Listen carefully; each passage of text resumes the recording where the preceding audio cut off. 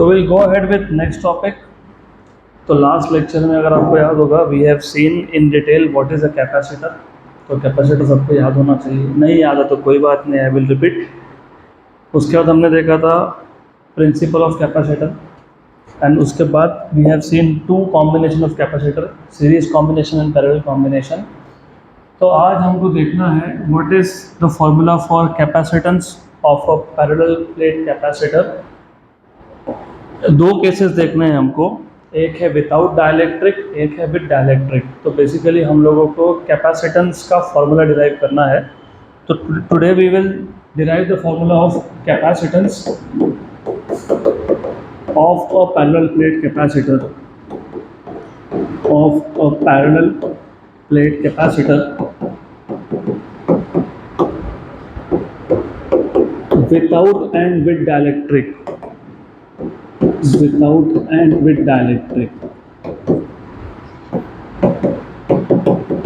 तो जिनको याद नहीं, मैं उनके लिए फटाफट से रिपीट कर देता हूँ। कैपेसिटर होता क्या आपको याद होना चाहिए।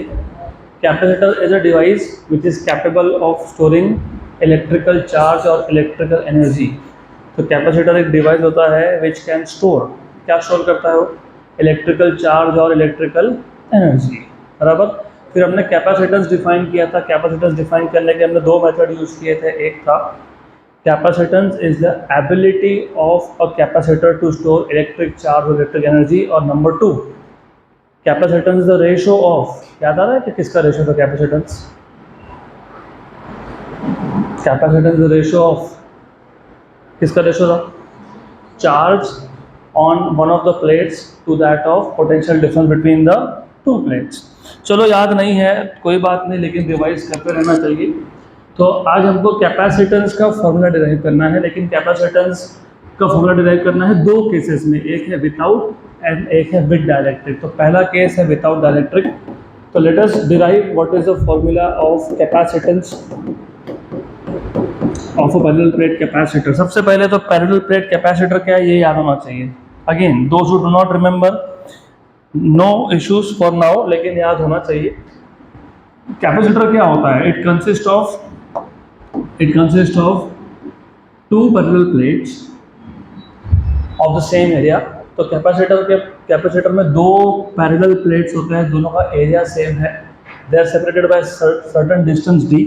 तो इन दोनों प्लेट्स में जो डिस्टेंस है, ये डिस्टेंस डी है। इन दोनों में से एक प्लेट होता है इंसुलेटेड। इंसुलेट मतलब इन दोनों में से एक प्लेट के ऊपर हम लोग इंसुलेशन करते हैं, मतलब जैसे रबर जैसा मटेरियल है जो कंडक्ट नहीं करता वो लगा देते हैं। और जो दूसरा प्लेट होता है इट इज़ ग्राउंडेड। ग्राउंडिंग करना मतलब अर्थिंग करना। तो ये है आपका पैरेलल प्लेट कैपेसिटर। तो पहले just for a quick recap I will just write down what is a parallel plate capacitor. So a parallel plate capacitor, a parallel plate capacitor consists of two plates of same area A, separated by a distance d,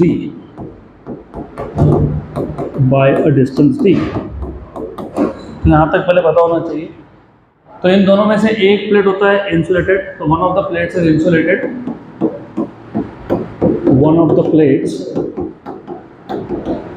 insulated, और मैंने आपको अभी बताया insulation करना मतलब उसके ऊपर एक नॉन कंडक्टर लगाना। फॉर एग्जाम्पल अभी आपके सराउंडिंग में यहाँ पे आप देखोगे तो एक वायर है, ये वायर के ऊपर जो रबर जैसा मटेरियल लगा हुआ है ना, that is insulator. For example घर में कुकर होगा, कुकर के हैंडल के ऊपर क्या लगाते हो, ब्लैक कलर का जो मटेरियल लगता है वो भी इंसुलेटर है, which does not conduct heat in that case. तो one of the plates is insulated and the other plate is grounded,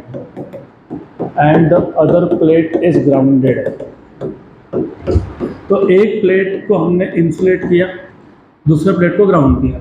इसके बाद हम लोग क्या करते हैं, इसके बाद हम एक प्लेट पे चार्ज देते हैं प्लस क्यू। तो इन दोनों में से एक प्लेट पे यहाँ पे प्लस क्यू चार्ज दे दिया,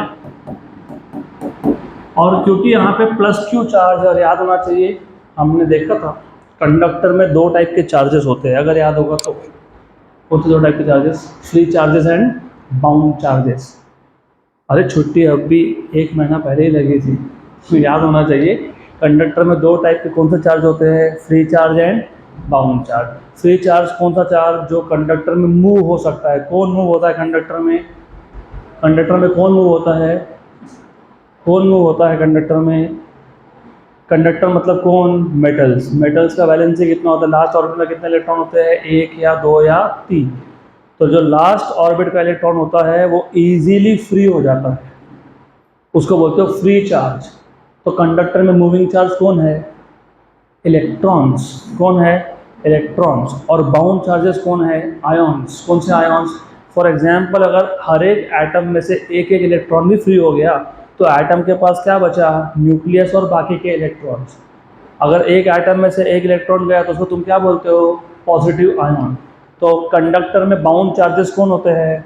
पॉजिटिव आयन। फ्री चार्जेस कौन होते हैं?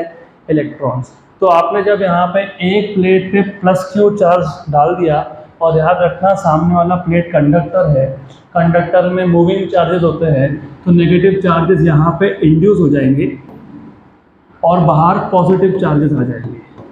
और जो पॉजिटिव चार्ज बाहर आ गए, इसके लिए ही हमने ग्राउंडिंग करके रखा है। ये ग्राउंडिंग के थ्रू हम निकाल लेते हैं यहाँ से। तो हम लोग क्या करते हैं, जितना भी पॉजिटिव चार्ज बाहर था वो with the help of grounding वहाँ से निकाल लिया। तो यहाँ पे अंदर की तरफ कितना चार्ज बचा? Minus Q. तो ये याद होना चाहिए। तो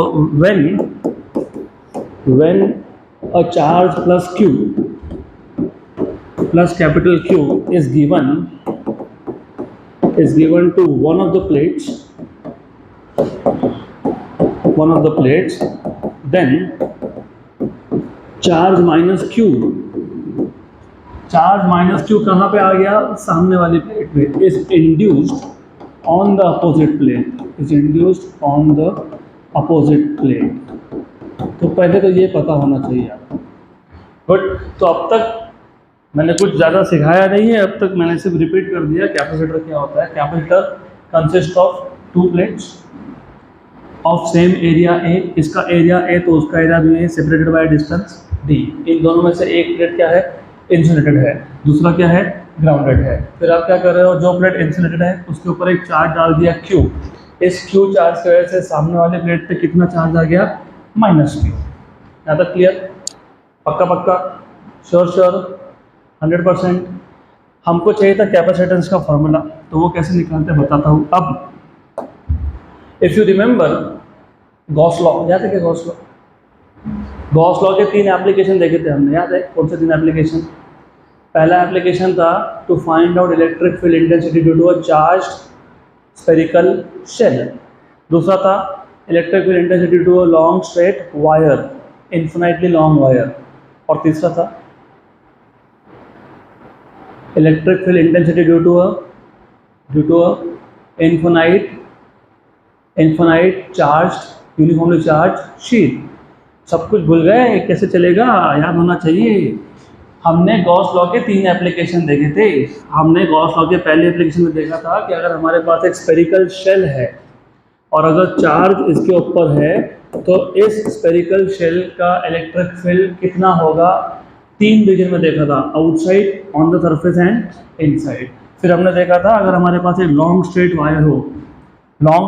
वायर, इन्फिनिटली लॉन्ग वायर, इस पे भी चार्ज है, पॉजिटिव चार्ज। इस पॉजिटिव चार्ज की वजह से कितना इलेक्ट्रिक फील्ड होता है वो भी हमने फाइंड किया था गॉस लॉ से। 1/4πε02 λ/r, where lambda was charge per unit length.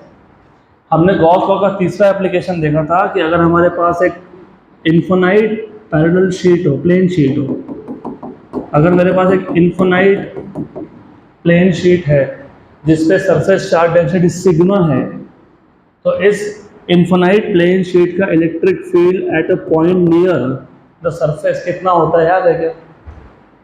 वो याद होगा तो इसके आगे समझ में आएगा। Do you remember? कितना था? Sigma upon 2ε0। ये भी हमने गॉस लॉ से फाइंड किया था। इफ़ यू रिमेंबर पहले केस में हमने गॉसियन सरफेस स्फेरिकल लिया था, दूसरे केस में हमने गॉसियन सरफेस सिलेंड्रिकल लिया था, और तीसरे केस में भी हमने गॉसियन सरफेस सिलेंड्रिकल ही लिया था, तो ये याद होना चाहिए। तो अगर ये याद है तो अभी आपको ये समझ में आएगा। और बाय द वे और एक चीज़ पता होना चाहिए आपको, what is the direction of electric field due to positive charge. Positive charge का इलेक्ट्रिक फील्ड का डायरेक्शन क्या होता है? इलेक्ट्रिक फील्ड का डायरेक्शन पॉजिटिव टू नेगेटिव होता है, सही है। अगर मेरे पास सिर्फ पॉजिटिव चार्ज है तो उसका इलेक्ट्रिक फील्ड का डायरेक्शन क्या होता है? नोट्स बंद कर दो आप, do not look into the notes. Summer vacation के बाद हम लोग आए हैं, एक्सपेक्टेड था रिवाइज करके आओगे, नहीं करके आए कोई बात नहीं, मैं करवा दूंगा, पर ध्यान होना चाहिए। Electric field due to positive charge is always away, and electric field due to negative charge is always towards. तो ये जो हमारे पास कैपेसिटर है, इसमें दो प्लेट्स है, तो एक काम करते हैं, जो ये प्लेट है ना पॉजिटिव चार्ज है, इसको प्लेट नंबर 1 बोल देता हूँ, और दूसरे को प्लेट नंबर 2 बोल देता हूँ। तो अभी होगा ऐसा, और ये क्वेश्चन नीट में भी आया था, तो पता होना चाहिए। अब नीट का PYQ बन जाएगा ये क्वेश्चन। अगर मैं पहले इस प्लेट को प्लेट नंबर 1 बोल रहा, इसको 2 बोल रहा था, तो 3 रीजन बन गए। ये हो गया रीजन नंबर 1, ये हो गया रीजन नंबर 2, और ये हो गया रीजन नंबर 3। एक काम करेंगे, जो पहले प्लेट में इलेक्ट्रिक फील्ड प्रोड्यूस किया उसको E1 बोल देंगे। और अभी मैंने बताया आपको what is the direction of electric field due to positive charge, away.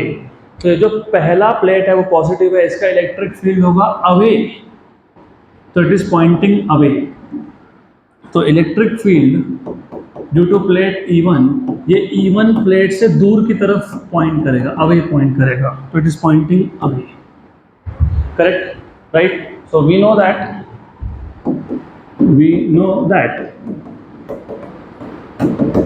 electric field due to plate 1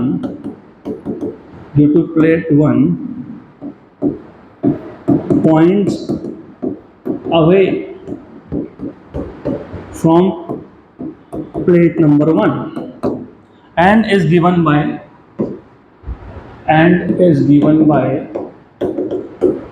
तो ये जो पहले प्लेट का इलेक्ट्रिक फील्ड है, इसका वैल्यू क्या है? अभी बताया था मैंने, sigma upon 2 epsilon 0। Correct, right? Similarly जो सेकेंड प्लेट है, सेकेंड प्लेट पॉजिटिव है कि नेगेटिव है? पॉजिटिव है, नेगेटिव है, तो इसका इलेक्ट्रिक फील्ड का डायरेक्शन क्या होगा? टूवर्ड्स। तो जो सेकेंड प्लेट है ना, उसका इलेक्ट्रिक फील्ड का डायरेक्शन है टूवर्ड्स प्लेट 2। ये टूवर्ड्स आ गया, टूवर्ड्स, तो it is towards plate number 2, E2। तो similarly electric field E2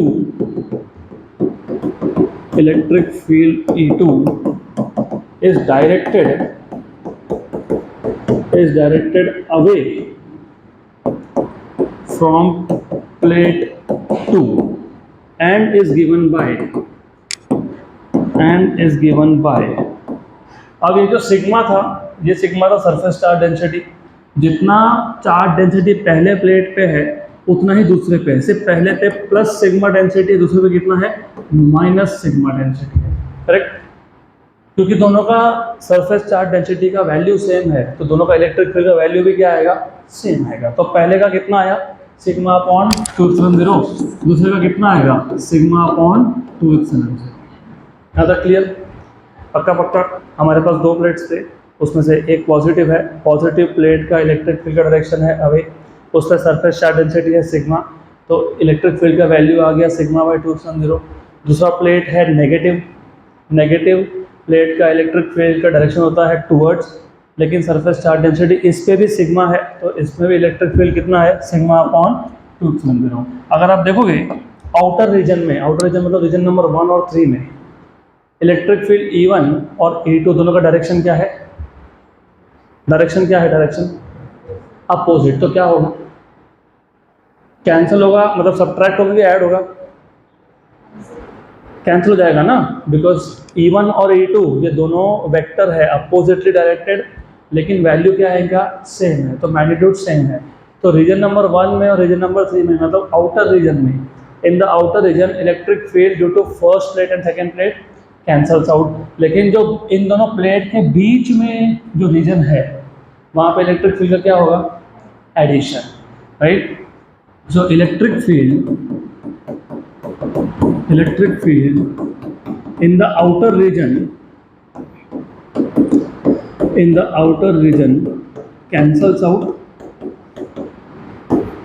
cancels out, but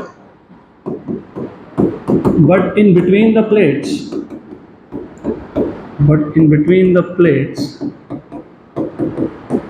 is, दोनों प्लेट्स के बीच में कितना होगा, ऐड हो जाएगा E1 प्लस E2। ऐड क्यों हुआ, बिकॉज ऑफ डायरेक्शन, क्योंकि इनका डायरेक्शन क्या है, सेम है।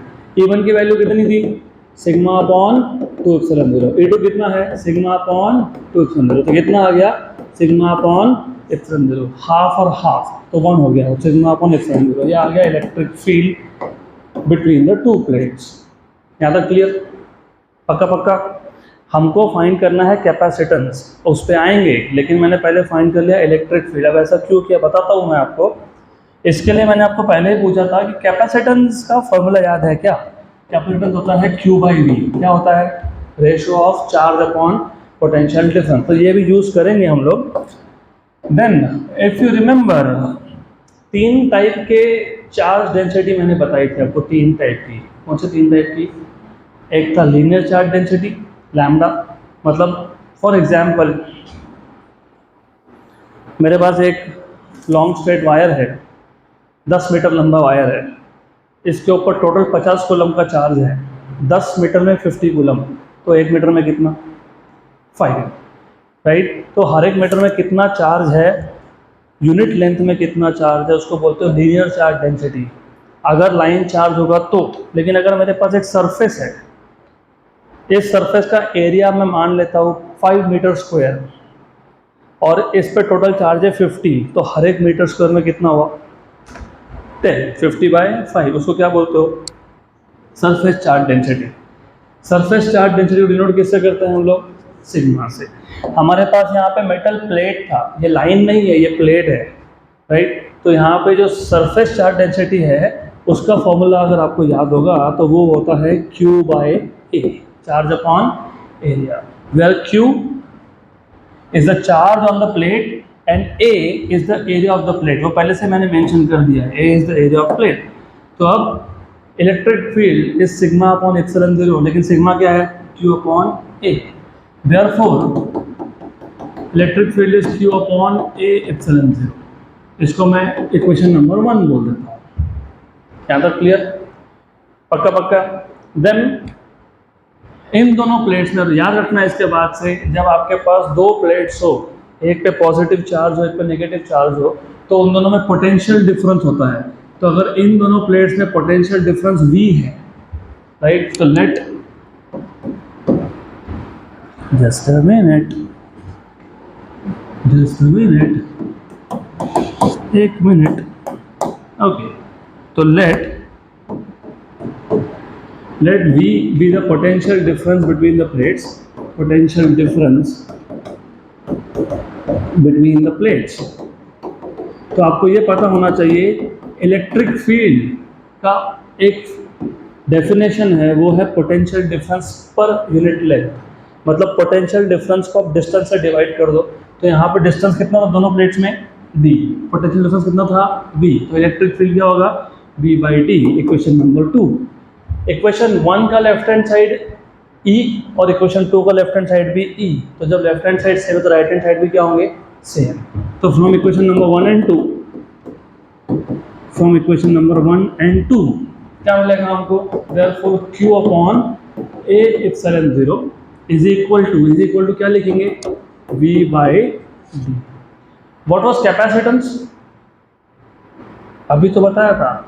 कैपेसिटेंस का डेफिनेशन क्या है, Q/V। तो एक काम करो, इस V को यहाँ लेके आ जाओ, तो Q/V equal to A epsilon 0/D। लेकिन हमको ऑलरेडी पता है Q/V क्या होता है, capacitance. Therefore C equal to A epsilon 0/D। ये बन गया आपका फॉर्मूला किसका, capacitance of a parallel plate capacitor without dielectric, क्योंकि अब तक मैंने दोनों प्लेट्स के बीच में कोई सब्सटेंस डाला ही नहीं है।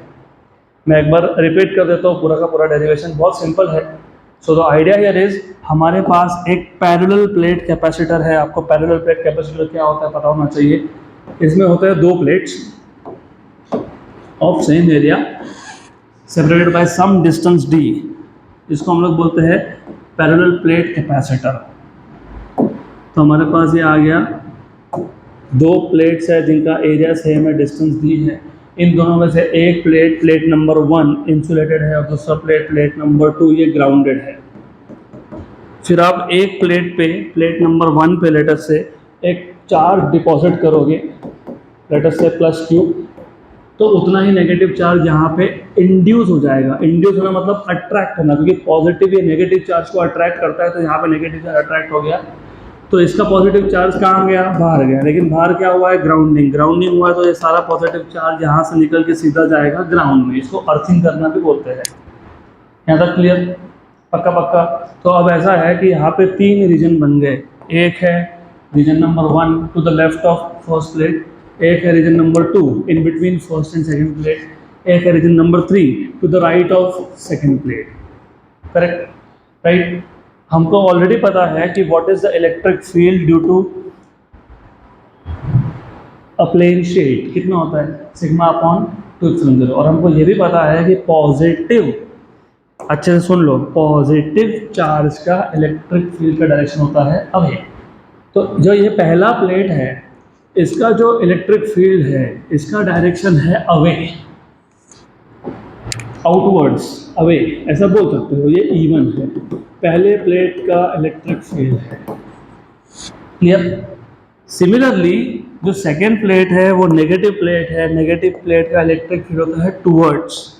तो जो सेकेंड प्लेट है उसका इलेक्ट्रिक फील्ड होगा टूवर्ड्स।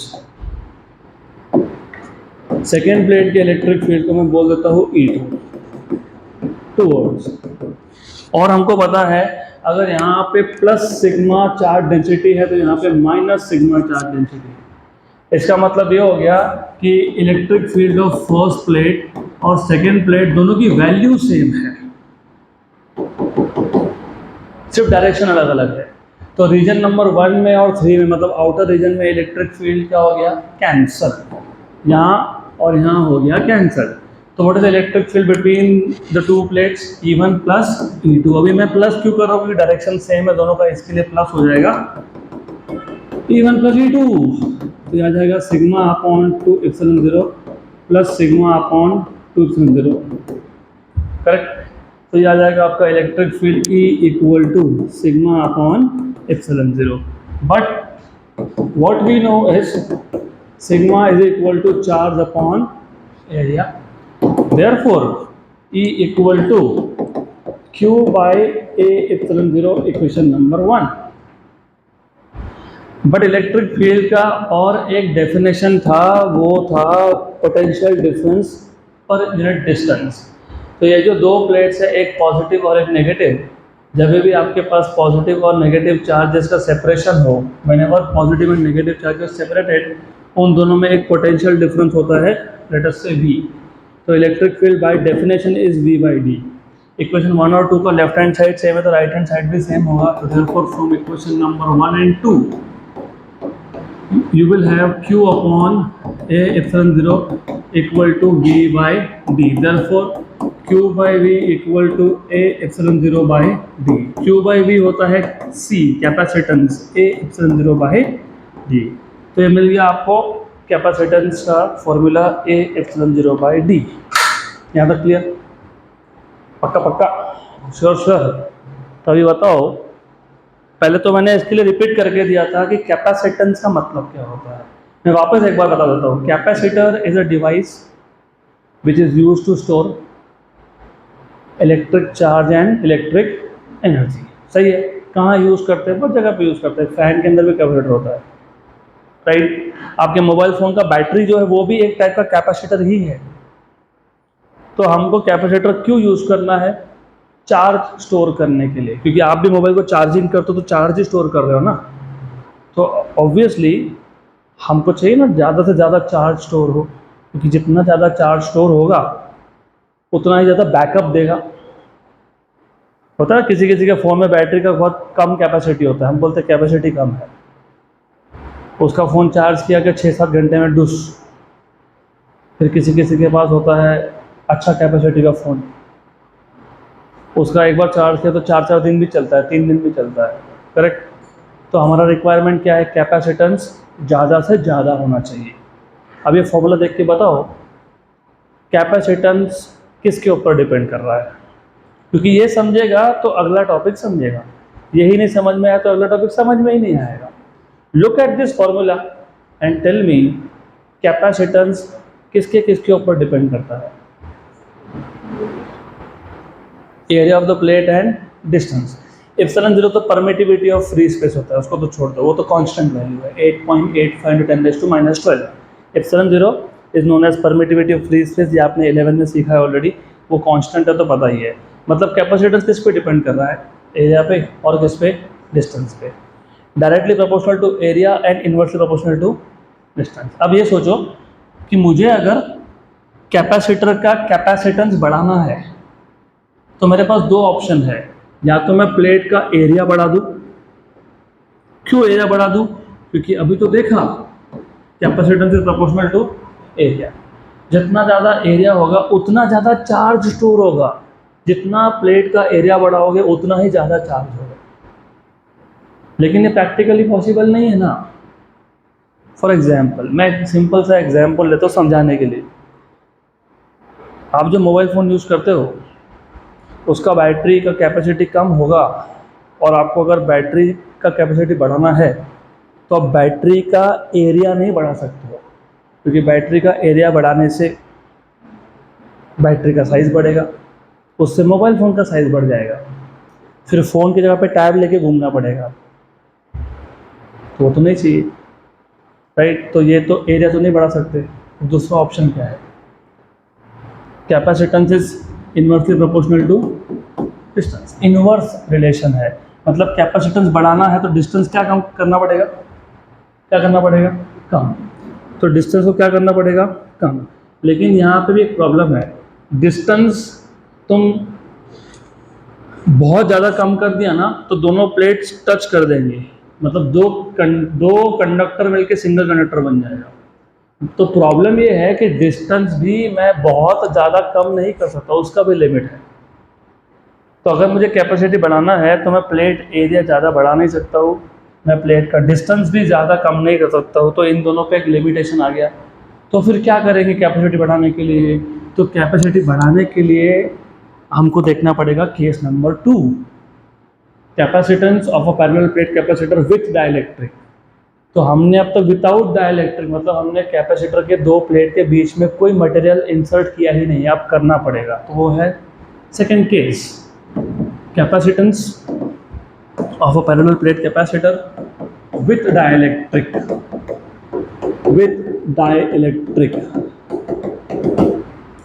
बट क्लियर यहाँ तक। तो अभी देखो फॉर्मूला कैसे चेंज होगा, पहले मैं जो हमने पिछले टॉपिक में बेसिक किया पहले वो एक बार देख लेते हैं। तो पिछले केस में अब तक हमने लिया था एक parallel plate capacitor without dielectric, without, बीच में कुछ नहीं है, इसको बोलते हैं इन प्रेजेंस ऑफ एयर। कुछ नहीं है तो कौन है, एयर है। मैंने अगर कोई और सब्सटेंस नहीं डाला तो क्या है बीच में, एयर है। क्या है, एयर है। एक प्लेट इंसुलेटेड था, दूसरा प्लेट ग्राउंडेड था, इन दोनों में डिस्टेंस था d, पोटेंशियल डिफरेंस था v, area of the plate था a। यहाँ तक क्लियर। यहाँ पे चार्ज था +q, यहाँ था -q, इतना याद है, पक्का पक्का, श्योर। इस केस में जब तक तुमने डाइलेक्ट्रिक इंसर्ट नहीं किया, मतलब जब तक एयर था, तो कैपेसिटेंस का फॉर्मूला क्या आया था, A∈0/d।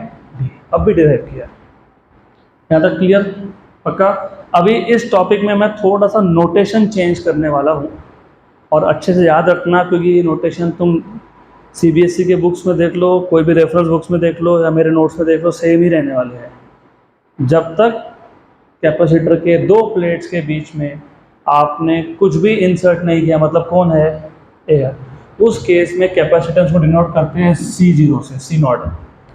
तो जहाँ भी C नॉट दिखा मतलब वो क्या है, capacitance of a parallel plate capacitor with air, या फिर विदाउट विदाउट लिखा था ना, विदाउट डाइलेक्ट्रिक। क्लियर? एयर खुद ही एक डाइलेक्ट्रिक है, लेकिन जब मैं विदाउट डाइलेक्ट्रिक बोलता हूँ मतलब कोई और सब्सटेंस नहीं है दोनों के बीच में। याद रहेगा नोटेशन? पक्का पक्का? Sure sure? 100%। और जो पोटेंशियल डिफरेंस है ना, इसको भी क्या लिखते हैं फिर? क्या लिखते हैं? V0, V नॉट, बराबर। और मैंने आपको अभी बताया, अभी बताया, अब बाय द वे अभी मैंने ये बताया तुमको कि ये जो दोनों प्लेट्स के बीच में इलेक्ट्रिक फील्ड है, ये कितना आया? Sigma upon epsilon 0, right? लेकिन दोनों प्लेट्स के बीच में कोई डाइलेक्ट्रिक था क्या? नहीं। तो क्या था? एयर। तो अब इस केस में इलेक्ट्रिक फील्ड क्या होगा? V0 बाई डी, या फिर सिग्मा अपॉन एप्सिलॉन 0। मैं वापस रिपीट कर देता हूँ, don't worry. What is the net electric field between the two plates? क्या है फॉर्मूला? सिग्मा अपॉन, लेकिन मैंने तुमको अभी क्या बताया नोटेशन, अगर दो प्लेट्स के बीच में एयर हो तो कैपेसिटेंस को C नहीं लिखते, क्या लिखते हैं? C not. पोटेंशियल डिफरेंस को V नहीं लिखते, क्या लिखते हैं? V not, V0। और इलेक्ट्रिक फील्ड को क्या लिखोगे फिर? E0। तो E0 की वैल्यू क्या आएगी? क्या आएगी? Sigma upon epsilon 0। है वही, सिर्फ नोटेशन चेंज हुआ है बस, बाकी कुछ नहीं है। क्लियर है अब तक? पक्का पक्का, राइट? लेकिन सिग्मा क्या था? सिग्मा क्या था? चार्ज अपॉन एरिया, ये पता होना चाहिए। देयरफॉर E0 क्या आ गया? E0 Q upon A epsilon 0। यहाँ तक क्लियर? क्लियर है? ऐसा हाँ बोल रहे तो ना बोल दो, एक तो बोल दो यस और नो। और मैंने आपको अभी ये भी बताया कि इलेक्ट्रिक फील्ड का एक फॉर्मूला है। क्या फॉर्मूला है? Potential difference upon distance. लेकिन जब तक दोनों प्लेट के बीच में हमने कोई मटेरियल डाला नहीं, तब तक हम E को क्या बोलेंगे? E0। V को क्या बोलेंगे? V0। तो यहाँ से तुमको V0 क्या मिल जाएगा? E0 into D, correct? बराबर? पक्का पक्का? Sure sure. मैं एक बार और रिपीट कर देता हूँ, ध्यान दो, बहुत इंपॉर्टेंट है ये डेरिवेशन। थोड़ा सा लेंदी भी होगा, तो अगर तुमको बेसिक याद नहीं है तो फिर प्रॉब्लम हो जाएगी, इसलिए ध्यान दो। हमारे पास है एक parallel plate capacitor. Parallel plate capacitor में दो प्लेट्स होते हैं, दोनों प्लेट्स का एरिया होता है सेम, दोनों प्लेट्स में डिस्टेंस हमने रख दिया d, और दोनों प्लेट्स में पोटेंशियल डिफरेंस आएगा V। क्यों आएगा? क्योंकि यहाँ पे तुम्हारे पास एक प्लस Q चार्ज है और यहाँ पे तुम्हारे पास एक माइनस Q चार्ज है। तो जहाँ पे पॉजिटिव और नेगेटिव चार्जेस सेपरेट हो, वहाँ पे पोटेंशियल डिफरेंस होता है। यस, सिर्फ डिफरेंस, फ़र्क इतना है। अभी मैं नोटेशन चेंज कर रहा हूँ। अब मैं तुमको ये बता रहा हूँ कि जब तक दोनों प्लेट्स के बीच में एयर है, तब मैं पोटेंशियल डिफरेंस को V नहीं बोलूँगा, क्या बोलूँगा? V0। और इस पैरेलल प्लेट कैपेसिटर का जो कैपेसिटेंस का फॉर्मूला हमने डिराइव किया, अब भी डिराइव किया, वो क्या था? A epsilon 0 by D. लेकिन दोनों प्लेट्स के बीच में एयर है तो मैं C नहीं बोलूँगा, मैं क्या बोलूँगा? C। और हमने अभी देखा कि दोनों प्लेट्स के बीच में इलेक्ट्रिक फील्ड E कितना आया? Sigma by epsilon 0। लेकिन दोनों प्लेट्स के बीच में एयर है तो मैं E नहीं बोलने वाला हूँ, क्या बोलने वाला हूँ? E0। बट मैंने अभी ये तो बताया था कि सिग्मा क्या होता है? Q by E। इसको सब्सटीट्यूट कर दो तो E0 क्या आ गया? Q upon A epsilon 0। पक्का? श्योर? करेक्ट? अब ऑल्सो मैंने तुमको अभी फॉर्मूला बताया, इलेक्ट्रिक फील्ड क्या होता है? V by D. लेकिन इलेक्ट्रिक फील्ड को यहाँ क्या बोल रहे हो? E0। पोटेंशियल को क्या बोल रहे हो? V0। तो यहाँ से V0 क्या आ गया? E0 इंटू, यहाँ तक क्लियर? करेक्ट, ये सारा का सारा है इन प्रेजेंस ऑफ एयर, मतलब विदाउट डाइलेक्ट्रिक। अब यहाँ प्रॉब्लम क्या था कि मुझे अगर कैपेसिटी बढ़ाना है, मतलब मुझे ज़्यादा चार्ज स्टोर करना है, तो दो ऑप्शन थे, या तो मैं एरिया बढ़ा लूँ या तो मैं डिस्टेंस कम कर दूँ। अगर मुझे ये दोनों ही नहीं कर सकता, मैं प्लेट का एरिया बढ़ा नहीं सकता, डिस्टेंस कम कर नहीं सकता, तो फिर क्या करेंगे? फिर एक ऑप्शन है, बताता हूँ क्या ऑप्शन है। अभी ध्यान देना, इसके आगे थोड़ा सा हो जाएगा टफ, तो ध्यान देना। अब फिर ऑप्शन क्या बचा हमारे पास? हमारे पास ऑप्शन है, बताता हूँ क्या ऑप्शन है। हम एक सिंपल सा काम करते हैं, सिंपल सा, बहुत सिंपल सा। हम इन दोनों प्लेट्स के बीच में एक डाइलेक्ट्रिक इंसर्ट कर देते हैं। लेट अस से ये जो डाइलेक्ट्रिक हमने इंसर्ट किया, इसका डाइलेक्ट्रिक कांस्टेंट K है और इसका थिकनेस T है। तो लेट और डाइलेक्ट्रिक इंसुलेटर होता है, मैं तुमको पहले से पढ़ा चुका हूँ, थ्योरी मैंने बताया हुआ है, तो तुमको याद होना चाहिए। तो let a dielectric of thickness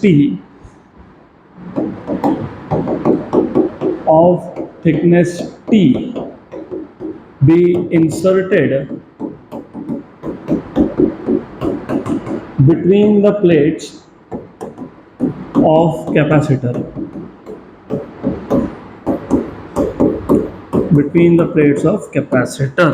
और ये जो थिकनेस T है ना, ये thickness distance between the plates से कम है। अगर distance between the plates 10 centimetre है तो थिकनेस 10 सेंटीमीटर से कम होगा, ऐसा उसका मतलब होता है। यहाँ तक क्लियर? अभी यहाँ से आगे थोड़े कॉम्प्लिकेशन चालू हो जाएंगे, क्योंकि अगर आपको डाइलेक्ट्रिक याद है तो समझेगा, नहीं तो फिर कन्फ्यूजन ही कन्फ्यूजन है। डाइलेक्ट्रिक याद है आपको? What is the dielectric? Dielectric is an insulator which is capable of storing electrical energy. ऐसा क्यों होता है? क्योंकि जब आप एक डाइलेक्ट्रिक को एक एक्सटर्नल इलेक्ट्रिक फील्ड में रखते हो, तो उसके पॉजिटिव चार्ज का सेंटर और उसके नेगेटिव चार्ज का सेंटर क्या हो जाता है? सेपरेट। इस प्रोसेस को हमने क्या बोला था? पोलराइजेशन। क्या बोला था हमने? Polarisation. The process of separation of positive and negative charges is known as polarisation. तो क्योंकि अल्टीमेटली कोई भी सब्सटेंस हो वो बनता एटम से है, और एटम में होता है सेंटर में न्यूक्लियस। न्यूक्लियस में क्या होता है? Protons and neutrons. न्यूट्रॉन्स तो न्यूट्रल है, लेकिन प्रोटॉन्स के पास कौन सा चार्ज है? पॉजिटिव। और इलेक्ट्रॉन्स कहाँ होते हैं? ऑर्बिट में, उसके पास कौन सा चार्ज है? नेगेटिव। फिर मैंने आपको ये बताया था, जितने भी इलेक्ट्रॉन्स है उन सबका सेंटर ऑफ मास कहाँ आता है? सेंटर ऑफ एटम पे। और जितने भी प्रोटॉन्स है उसका सेंटर ऑफ मास कहाँ आता है? सेंटर ऑफ एटम पे। मतलब बाय डिफ़ॉल्ट मैं ड्रॉ कर देता हूँ, तो ये हो गए ऑर्बिट्स, इसमें है इलेक्ट्रॉन्स और बीच में है न्यूक्लियस। तो जितने भी इलेक्ट्रॉन्स हैं उन सारे इलेक्ट्रॉन्स का सेंटर कहाँ आता है? सेंटर ऑफ एटम पे। जितने भी प्रोटॉन्स है उसका भी सेंटर कहाँ आता है? सेंटर ऑफ एटम पे। इसका मतलब पॉजिटिव और नेगेटिव चार्ज, इन दोनों का सेंटर ऑफ मास कहाँ पे है? सेंटर ऑफ एटम पे। तो जब तक दोनों पॉजिटिव और नेगेटिव चार्जेस के सेंटर अगर कोइंसाइड हो, मतलब एक ही जगह पे हो, तो वहाँ डायपोल मोमेंट नहीं होता। क्यों नहीं होता? हमने ही तो बोला हुआ है, electric dipole moment is Q into 2L। What is electric dipole moment? आपके पास पॉजिटिव और negative charge, if you have two equal but opposite charges separated by a small distance, it is called as dipole। और dipole का dipole moment कितना? Q into 2L। अब जब तक dipole moment नहीं हो तब तक एनर्जी स्टोर नहीं होता। क्यों नहीं होता? क्योंकि हमने ही लास्ट 1-2 लेक्चर में पोटेंशियल एनर्जी का फॉर्मूला डिराइव किया था, अगर याद होगा तो। PE cos of initial angle minus cos of final angle हमने ही किया है। तो if you see, potential energy किस पे डिपेंड करता है? डायपोल मोमेंट पे। डायपोल मोमेंट किस पे डिपेंड करता है? चार्जेस सेपरेट है कि नहीं, मतलब डिस्टेंस बिटवीन टू चार्जेस पे। अगर चार्जेस सेपरेट नहीं है तो डिस्टेंस कितना है? 0। अगर ये 0 है तो P क्या है? 0। और अगर P 0 है तो एनर्जी क्या है? 0। करेक्ट। तो जिस मटेरियल में पॉजिटिव और नेगेटिव चार्जेस का सेंटर को इंसाइड करे वहाँ पे डायपोल मोमेंट कितना होता है? 0। और वहाँ पे एनर्जी स्टोर कितना होता है? 0। अब होता क्या है इसके बाद? अगर हमने एक एक्सटर्नल इलेक्ट्रिक फील्ड लगा दिया, इलेक्ट्रिक फील्ड का डायरेक्शन होता है पॉजिटिव से नेगेटिव, तो क्या होगा पता है?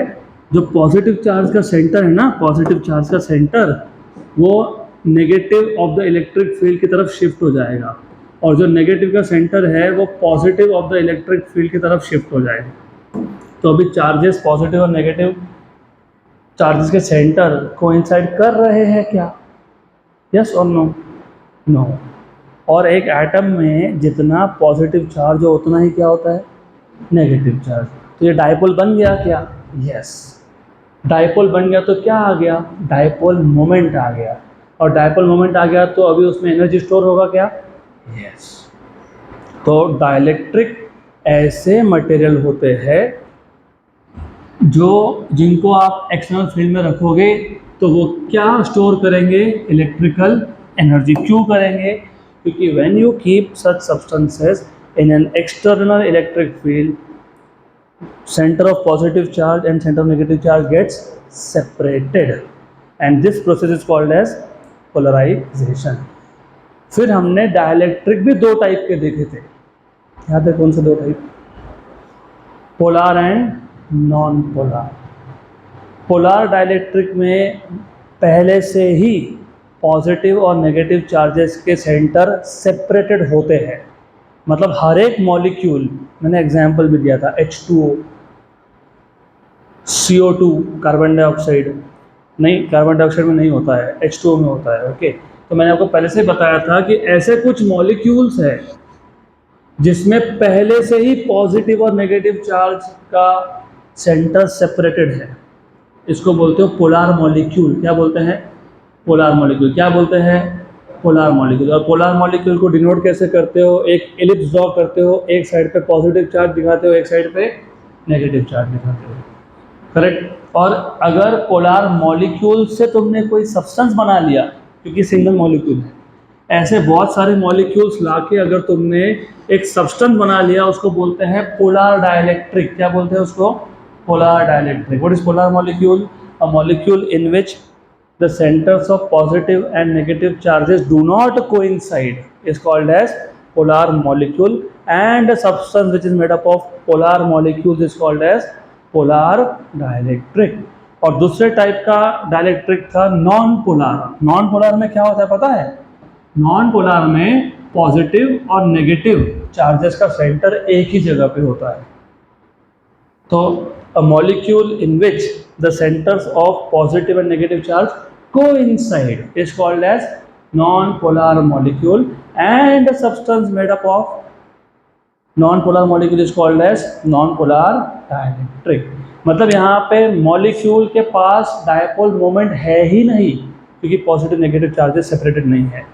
यहाँ पे मॉलिक्यूल के पास डायपोल मोमेंट है, क्यों? क्योंकि पॉजिटिव और नेगेटिव चार्जेस सेपरेट है। इसके लिए मैं बोलता हूँ कि तुमने 11th में क्या सीखा वो 12th में काम में आता है। तो तुमको अगर यही नहीं पता होगा तो समझेगा कैसे?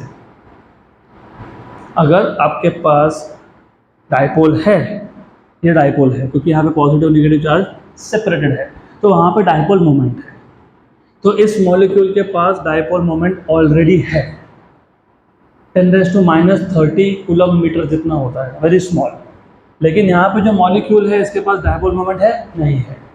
ओके, अब नाउ अगर मैं दो मटेरियल लेता हूँ, एक पोलार से बना हुआ, एक नॉन पोलार का बना हुआ, तो मैं पूरा रिपीट करके दे रहा हूँ आपको because you don't remember anything, तो याद रखना सीख लो, याद रखना पड़ेगा। तो ऐसा है, अगर मैं एक सब्सटेंस बनाता हूँ, थोड़ा ध्यान देना, इम्पॉर्टेंट है, सुन लेना, एग्जाम में आता है। नहीं तो कम से कम कैपेसिटर से लगने वाला है तो पता तो होना चाहिए। अगर मैं एक सब्सटेंस लेता हूँ जो पोलर डाइलेक्ट्रिक है, मतलब पोलर मॉलिक्यूल से बना हुआ है, और अगर मैं दूसरा सब्सटेंस लेता हूँ जो नॉन पोलर डाइलेक्ट्रिक है, मतलब जो नॉन पोलर मॉलिक्यूल से बना हुआ है, अब प्रॉब्लम ये आता है ना यहाँ पे कि दोनों के दोनों सब्सटेंस के पास dipole moment, net dipole moment है ही नहीं। अब क्यों नहीं है वो देख लो। देखो यहाँ पे क्या था, यहाँ पे ऐसा था, कैसा था, यहाँ पे कैसा था, यहाँ पे ऐसा था कि यहाँ पे हर एक मॉलिक्यूल के पास डाइपोल मोमेंट है, लेकिन सब्सटेंस के पास नहीं है। अब ऐसा क्यों हुआ? क्योंकि जब मैंने सब्सटेंस बनाया, सारे मॉलिक्यूल एक साथ आए, तो हर एक का डाइपोल मोमेंट रैंडमली ओरिएंटेड है। और आपको याद होना चाहिए डाइपोल मोमेंट का डायरेक्शन क्या होता है, पॉजिटिव से नेगेटिव कि नेगेटिव से पॉजिटिव, नेगेटिव से पॉजिटिव। तो अगर आप देखोगे हर एक डाइपोल मोमेंट का डायरेक्शन रैंडम है, रैंडम, राइट, मतलब कोई स्पेसिफिक ऑर्डर नहीं है, कैसा भी है। और जब आपके पास बहुत सारे वेक्टर्स रैंडमली ओरिएंटेड हो तो नेट होता है उसका 0। इसका मतलब इस केस में हर एक सब्सटेंस के पास डाइपोल मोमेंट होने, मॉलिक्यूल के पास, हर एक मॉलिक्यूल के पास डाइपोल मोमेंट होने के बाद भी सब्सटेंस के पास डाइपोल मोमेंट है क्या? यहाँ तो होगा ही नहीं, यहाँ तो मॉलिक्यूल के पास ही नहीं है, तो सब्सटेंस के पास कहाँ से आया? बराबर, करेक्ट। अब क्या होगा, अगर आपने इन दोनों मटेरियल्स को एक एक्सटर्नल अच्छे से सुन लो, ये एक्सटर्नल इलेक्ट्रिक फील्ड में रख दिया, और हम लोग एक्सटर्नल इलेक्ट्रिक फील्ड को भी E0 से डिनोट करते हैं। किसे करते हैं? E0 से। और electric field in presence of air को भी किसे डिनोट करते हैं? E0 से करते हैं। तो याद रखना, जैसे ही मैंने एक्सटर्नल इलेक्ट्रिक फील्ड में दोनों सब्सटेंस रख दिए, होता क्या है ना, electric field is from positive to negative. तो पहले केस में मतलब पोलर मॉलिक्यूल के केस में जो पॉजिटिव चार्ज है ना, वो इलेक्ट्रिक फील्ड के डायरेक्शन में एक्यूमुलेट हो जाता है, राइट, क्योंकि इलेक्ट्रिक फील्ड का नेगेटिव या पॉजिटिव को अट्रैक्ट करेगा इसके लिए, और नेगेटिव चार्ज जो होता है वो दूसरे साइड पे चला जाता है।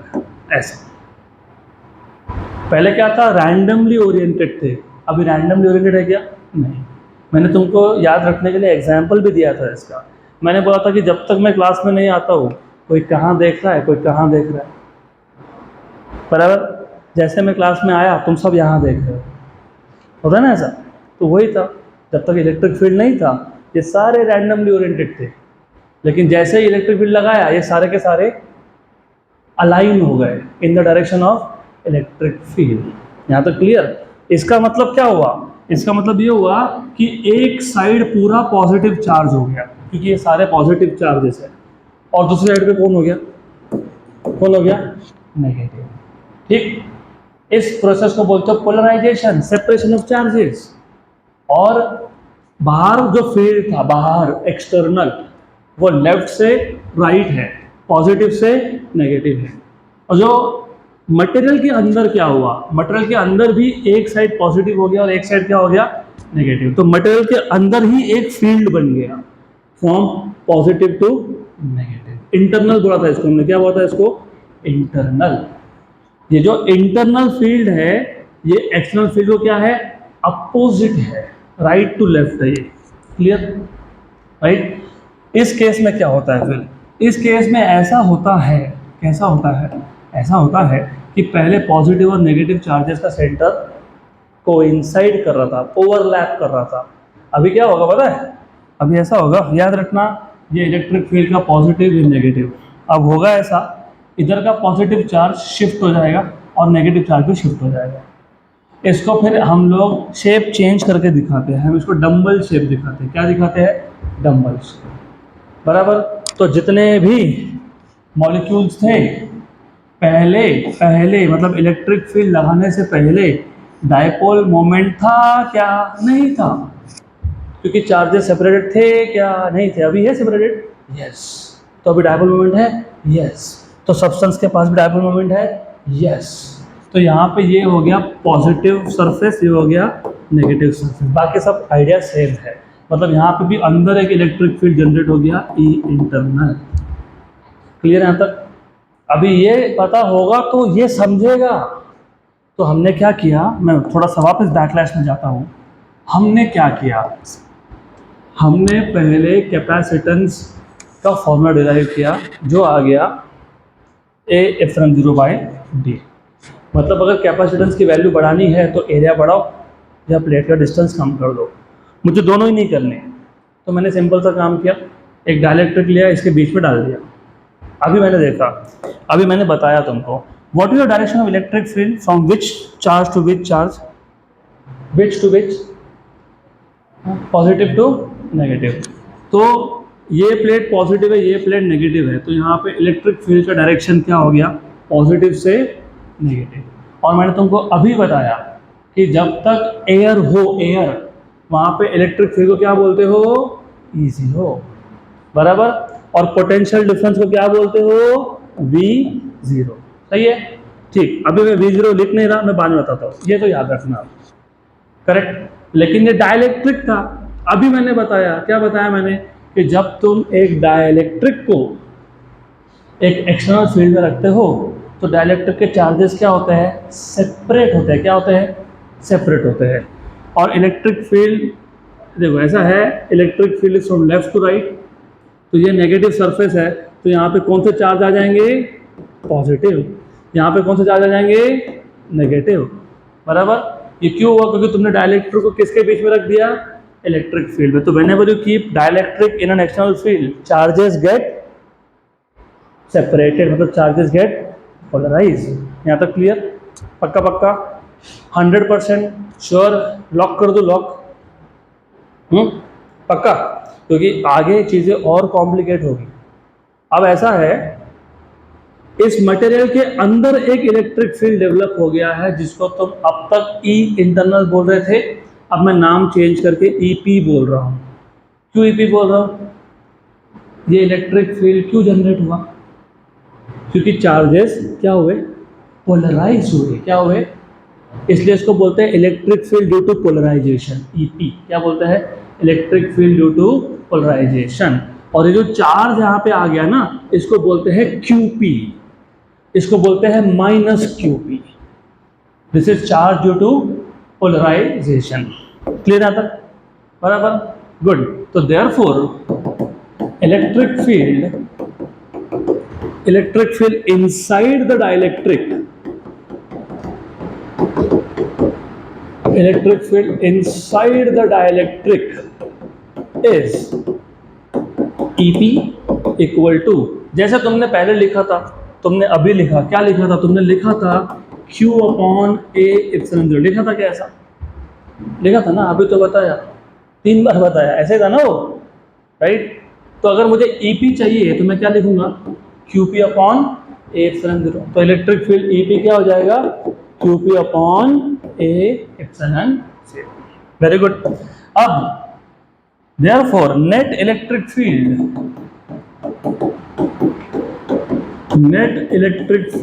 inside the dielectric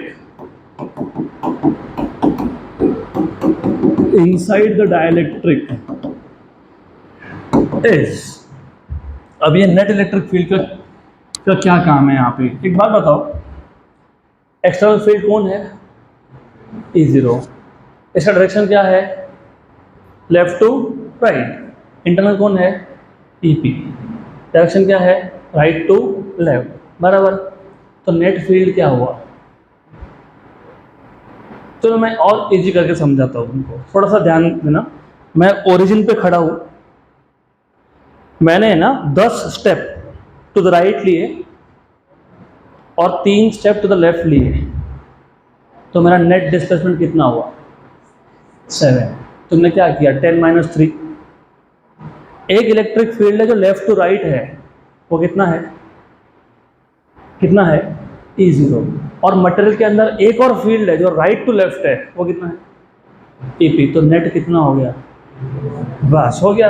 तो देयरफॉर नेट इलेक्ट्रिक फील्ड, इसको मैं E बोल देता हूँ, E, it is E0 minus EP। आया ध्यान में? ये सब नोट्स में मिल जाएगा आपको, डोंट वरी, सब कुछ दिया है सिस्टमेटिकली, तो सिर्फ ध्यान दें यहाँ पे। यहाँ तक क्लियर? अभी ये सिर्फ आपको समझाने के लिए लिख के दे रहा हूँ, इसकी ज़रूरत नहीं है आपको डेरिवेशन में, जस्ट टू नो। अब थोड़ा इसको साइड में रखो, अभी 11th का इलेक्ट्रोस्टैटिक्स देखते हैं 2 मिनट के लिए। Do you remember, if you remember, what is the formula of electric field due to a point charge? मेरे पास अगर एक पॉइंट चार्ज है Q और मुझे R डिस्टेंस पे इलेक्ट्रिक फील्ड निकालना है, तो फॉर्मूला क्या था?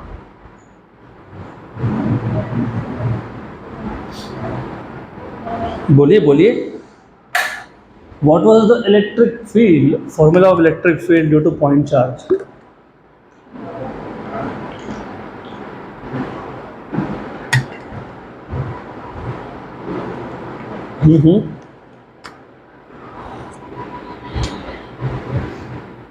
याद नहीं?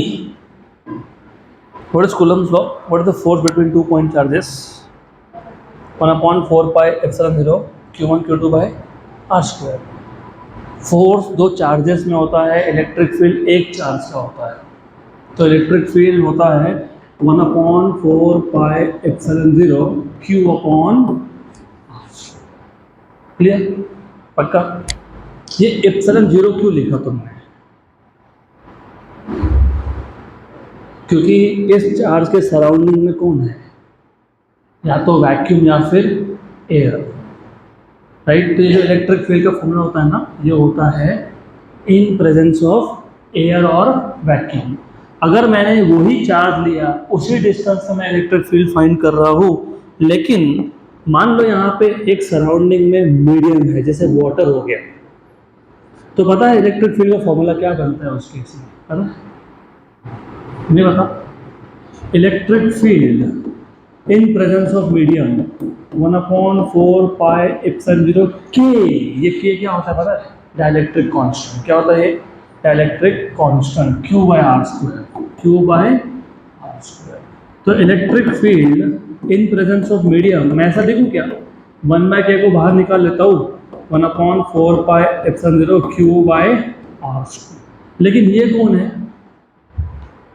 ये कौन है? ये सर्कल के अंदर लिखा है, ये कौन है?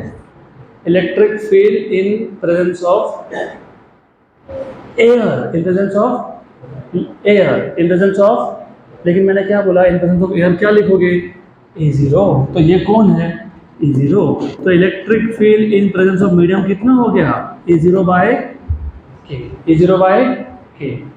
अब electric field in presence of medium का मैं नाम चेंज करके सिर्फ E लिख देता हूँ। क्या लिख देता हूँ? E। तो E क्या आ गया? क्या आ गया? E0 by K। Very good, इतना ही पता होना चाहिए। अब आ जाओ वापस यहाँ पे। ये जो डाइलेक्ट्रिक है, डाइलेक्ट्रिक है ना, इसका कांस्टेंट है K। क्या है इसका कांस्टेंट? K। सही है, बराबर। तो इसके अंदर इलेक्ट्रिक फील्ड कितना है? E। मैंने तुमको अभी बोला, what is the electric field in presence of medium? E0 upon K। तो E0 मतलब electric field when there is air divide by K when there is medium. तो जब भी सिर्फ एयर हो तो इलेक्ट्रिक फील्ड को किससे नोट करोगे? E0 से। अगर एयर की जगह पे कोई मीडियम हो तो क्या लिखोगे? E0 upon K, E0 upon K, E0 upon K। अब एक बात बताओ, डाइलेक्ट्रिक के बाहर, अंदर नहीं बाहर, कितना इलेक्ट्रिक फील्ड है? और अंदर कितना है? अंदर कितना है? E0 by K। Very good, समझ में आया यहाँ तक? डाइलेक्ट्रिक के बाहर कितना है? E0, क्योंकि डाइलेक्ट्रिक के बाहर कौन है? एयर। अंदर कितना है? E0 by K। अभी याद रखना, याद रहेगा? पक्का पक्का 100%। अब मैंने बोला था ये थोड़ा सा कॉम्प्लिकेटेड है, मैं वापस रिपीट कर दूंगा नेक्स्ट लेक्चर में, पर अभी पहले आज ध्यान दो। और अभी थोड़ा टाइम पहले, आज 4 बार मैंने आपको बताया था इलेक्ट्रिक फील्ड ये होता है potential difference upon distance, correct? तो पोटेंशियल डिफरेंस क्या होता है? इलेक्ट्रिक फील्ड इनटू डिस्टेंस, सही, करेक्ट। अब प्रॉब्लम यहाँ पे ये आ गया, यहाँ पे जो नेट पोटेंशियल है उसको मैं E इंटू डी डायरेक्टली लिख नहीं सकता। क्यों नहीं लिख सकता पता है? क्योंकि ये जो दो प्लेट्स है ना, वहाँ पे एक रीजन में एयर है और दूसरे रीजन में कौन है? डाइलेक्ट्रिक। तो net potential between the plates, net potential between the plates, मैं थोड़ा सा वापस से बता देता हूँ आपको, थोड़ा सा ध्यान देना पड़ेगा, हल्का सा कंफ्यूजन होता है यहाँ पे। तो एक काम करो, पहले विदाउट डाइलेक्ट्रिक की बात कर लो, और मैंने जानबूझ के लिखा है वो, अगर एयर है, एयर कुछ नहीं है बीच में, तो क्या लिखोगे? V0/d। तो V0 क्या लिखोगे? E0d। ऐसा क्यों? क्योंकि इस पूरे स्पेस में एयर छोड़ के कुछ नहीं था। तो तुमने क्या किया, जहां जहां पे एयर था उतने डिस्टेंस को किससे मल्टीप्लाई किया? इलेक्ट्रिक फील्ड से। किससे? पर यहाँ प्रॉब्लम पता है क्या है? यहाँ पे दो रीजन है, एक में एयर है और एक में एयर नहीं है। तो एयर कितने डिस्टेंस तक नहीं है? चलो एक और simple let us make it simple, कोई बात नहीं है। मटेरियल कितने डिस्टेंस तक है? मटेरियल कितने डिस्टेंस तक है? T। और प्लेट टू प्लेट डिस्टेंस कितना है? अब मेरे को बताओ कितने डिस्टेंस में एयर है? D-T। कितना? D-T। तो कितने डिस्टेंस के लिए E0 इलेक्ट्रिक फील्ड रहेगा? E0 इलेक्ट्रिक फील्ड कहाँ था? जहाँ पे क्या हो? एयर। एयर कितने डिस्टेंस के लिए है? एयर कितने डिस्टेंस तक के लिए है? D-T। तो D-T डिस्टेंस में, मतलब यहाँ पे और यहाँ पे इलेक्ट्रिक फील्ड कितना है? E0। और अंदर कितने पता है? E0/k। अभी तो लिखा कि नहीं? तो नेट पोटेंशियल क्या आएगा? नेट पोटेंशियल आएगा आपका, नेट पोटेंशियल आएगा potential where there is air, air plus potential where there is dielectric medium. लेकिन पोटेंशियल खुद क्या था लिखा है? Electric field into distance, electric field into distance. Air में इलेक्ट्रिक फील्ड कितना है तुमने बताया? कितना है? कितना है? E0। और कितने डिस्टेंस तक एयर है? कितने डिस्टेंस तक एयर है? D-T। तो यहाँ पे क्या लिखेंगे? D-T प्लस मीडियम के अंदर इलेक्ट्रिक फील्ड कितना है? जल्दी बोलो। मीडियम के अंदर इलेक्ट्रिक फील्ड कितना है? E0/k। और कितने डिस्टेंस तक मीडियम है? T तक। Very good. अब जो कॉमन निकलता है निकाल लो। E0 कॉमन आ गया कॉमन, क्या बचा? D-T plus T/k। ये आ गया पोटेंशियल डिफरेंस। आ गया? पक्का? Sure? 100%? What is capacitance? What is the formula of capacitance? जल्दी बोलो। Q/, very good, Q/V। लेकिन V क्या आया? V? E0 D-T plus T/k। लेकिन E0 क्या था? E0 मैंने लिखा था ना, E0। हाँ, E0 क्या था? E0 Q/A/0। E0 क्या था? जल्दी बोलो, क्या था E0? Q/A/0।